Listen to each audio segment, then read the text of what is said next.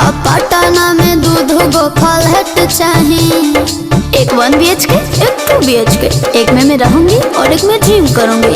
ओके जाना, भर दही सोना के सेट चाहिए, पटना में दूध गो फ्लैट चाहिए।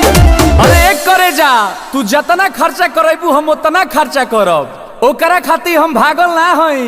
आ जदि हमरा के छोड़ के गइलू तो बुझ लीह हम संतोष पागल नहीं। बन बुझे ज्यादा तू चिराई उड़न बाज हो तो बुझ ली हम हई रंगा बाज हो, बुझ ली हम हई रंगा बाज हो।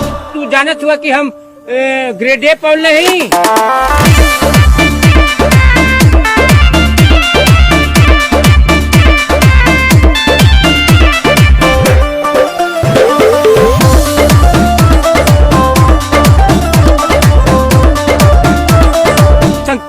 संतोष पागल नहीं। पहला बच्चोर हीरो जाना के खर्चा जितना हमसे करही बेरे, तोरा से बेसी हम ले ले बानी शिक्षा, पीछा छोड़ा नहीं पई बेरे।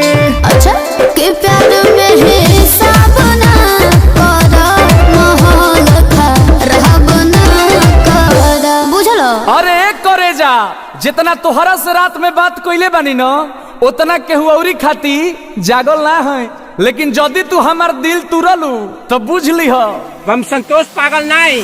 बन बुझे ज्यादा तू चिराई उड़न बाज हो तो बुझ ली हम हई रंगा बाज हो, बुझ ली हम हई रंगा बाज हो। मारम ना एक फट की एको भाषा ना बोलबा कोनो विषय में। हई रंगा बाज हो।